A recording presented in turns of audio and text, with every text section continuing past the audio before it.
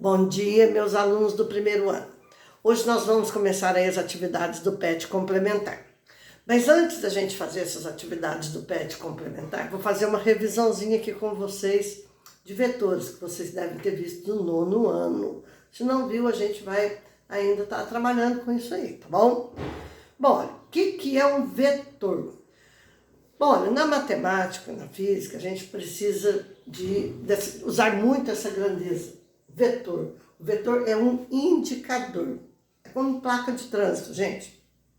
Você vê aquela setinha que ela vai indicar qual a direção e o sentido que você tem que ir. Então, o vetor é um indicador. Ele é um ente matemático. O que é um ente matemático? Ele está ligado à matemática e à física, e a gente vai precisar muito disso. Ele é um ente matemático que possui módulo. Módulo é o valor numérico da grandeza com a sua unidade de medida, sem o sinal, certo? Então, módulo, direção e sentido. A direção vai estar sempre associada a uma reta suporte. Reta horizontal. Uma reta horizontal, ela tem dois sentidos. Sentido para a direita e sentido para a esquerda. Reta vertical, certo? Ela tem uma direção, que é a direção vertical, e tem dois sentidos. De baixo para cima e de cima para baixo. Então, olha, a direção está associada à reta suporte. O sentido dado pela pontinha da seta. Então, aqui, ó, tem uma direção horizontal, sentido para a direita, tá certo?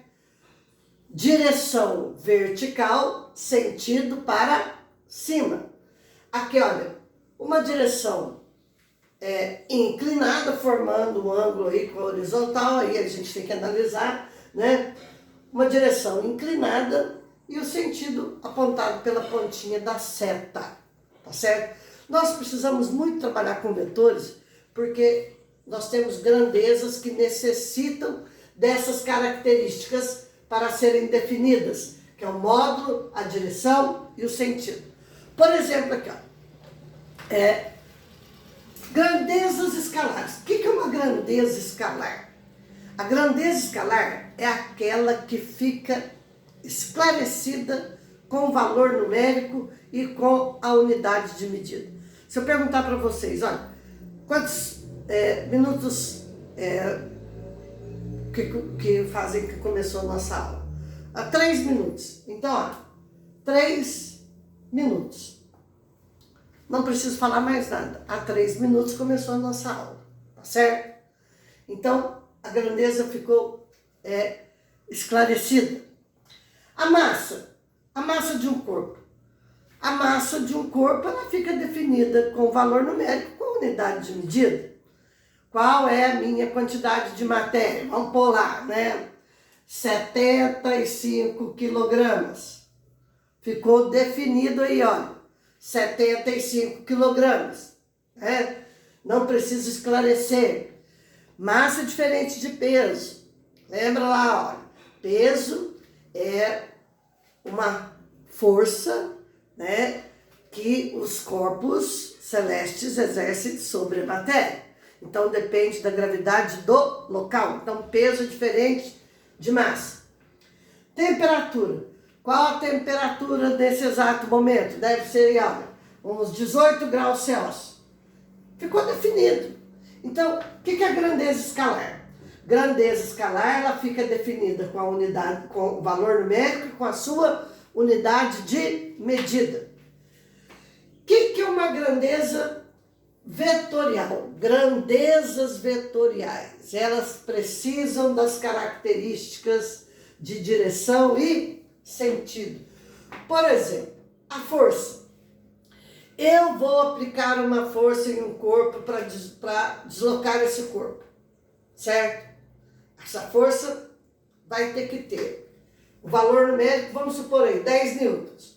Eu vou aplicar uma força de 10 newtons no corpo. Para onde? Qual é a direção e o sentido que eu vou aplicar essa força. Então eu preciso das características de direção e sentido para determinar aí a força que eu estou aplicando no corpo. Então, força é uma grandeza vetorial, tá certo? Ó, o deslocamento. Deslocamento também é uma grandeza vetorial. Eu falo que eu vou deslocar 2 metros. Para onde? Para cima? Para a esquerda? Para a direita? Né? Então eu preciso das características aí, olha, de direção e sentido. Preciso dessas características. Aqui está o módulo das grandezas, né? Mas eu preciso das características para completar, para definir essa grandeza. E velocidade. Olha, o móvel se desloca a 70 km por hora. Qual a direção, qual o sentido que esse móvel se desloca? Então, o vetor ele é importante para esclarecer grandezas vetoriais. Olha, o vetor vai ser sempre representado por uma setinha, que vai dar a direção e o sentido. Quando eu coloco aqui, olha, eu representei aqui por uma letra maiúscula e uma setinha em cima. Isso é nomenclatura, né, de grandeza vetorial. Então, aqui, olha, vetor A, certo? Eu posso representar assim, ou até mesmo pelo módulo dele, aqui, ó, vetor A, somente por A, tá certo? Vetor B, olha, a setinha não muda aqui em cima não, gente, o vetor tá para cima, né? Mas para representar, eu não vou mudar o sentido da setinha aqui em cima. Então, o vetor B, esse aqui é o módulo do vetor B. O vetor C, aqui está o módulo do vetor C. Então, eu posso colocar com a setinha em cima ou não, tá certo? Ficou claro isso aí para vocês? O que é uma grandeza escalar, o que é uma grandeza vetorial, o que é um vetor? O vetor é um indicador. Pense nas placas de trânsito, que são vetores, são indicadores, tá certo? Soma de vetores. Olha, isso aqui é muito importante a gente aprender a trabalhar com as grandezas vetoriais. Então, fazer a soma de vetores não é somar 2 mais 2 que vai dar 4, não. Eu tenho que observar o módulo, a direção e o sentido de cada um. Então, o método da poligonal. Olha, eu vou fazer aqui de forma aleatória, né, para mostrar para vocês. Eu tenho aqui um vetor A, tenho aqui um vetor B, e tenho aqui um vetor C. Bom, para fazer a soma desses vetores, eu vou ter que respeitar a direção, o sentido de cada um e a intensidade dele, né? Aqui, olha, eu tenho esse vetor A. O comprimento da setinha indica o tamanho dele. Num papel quadriculado, isso aqui é importante observar, ó.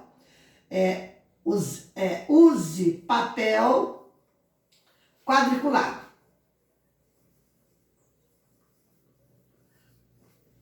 Aqui não tem, meu quadro não é quadriculado, mas é só para dar uma noção para vocês. Porque eu vou determinar aqui, né, como fazer esse método da poligonal. Então, aqui, olha, vetor A. Eu tenho aqui a origem do vetor A, origem e extremidade. Tá aí o vetor A. A direção e o sentido dele. Na sequência do A, eu vou colocar o vetor B. Eu vou fazer a soma do vetor A mais o vetor B mais o vetor C. Olha. Aí, na extremidade do A, eu vou colocar o vetor B, mantendo o módulo, a direção e o sentido dele. Olha aí, ó. Vetor B. Na extremidade do vetor B, eu vou colocar o vetor C. Um seguido do outro, olha aí. Tá aí o vetor C. Mantendo a mesma direção e o mesmo sentido de cada vetor.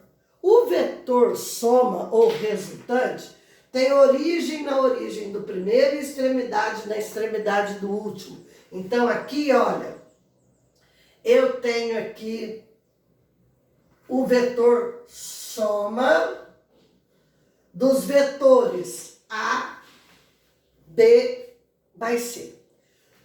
Como que eu determino o valor desse vetor? No papel quadriculado, o que vai acontecer? Olha, eu vou pegar aqui, vou fazer, olha, uma figura aqui. O que eu tenho aqui, gente? Um triângulo retângulo, tá certo? Cuja hipotenusa é o vetor soma de A mais B mais C. Para determinar isso aqui, olha, se eu estou com papel quadriculado, aqui eu tenho aqui, ó, 2 unidades e aqui eu tenho 3 unidades, tá certo? 2 unidades e 3 unidades. Então, vou calcular o vetor soma aqui, ó. O vetor soma, que é a hipotenusa desse triângulo retângulo, vetor soma elevado ao quadrado vai ser igual a 2 elevado ao quadrado mais 3 elevado ao quadrado. Teorema de Pitágoras. O vetor soma vai ser igual a raiz quadrada. 2 elevado ao quadrado, 4. 3 elevado ao quadrado, 9. Tá certo? Aí vai ficar o vetor soma, vai ser raiz quadrada de 13. Olha, aqui eu joguei valores aleatórios, mas está lá definido raiz quadrada de 13. Fica dessa forma aí, olha. Se quiser determinar a raiz quadrada, pode determinar, pode ficar assim mesmo. Então, olha, tá aí o vetor soma, sempre vai cair no teorema de Pitágoras.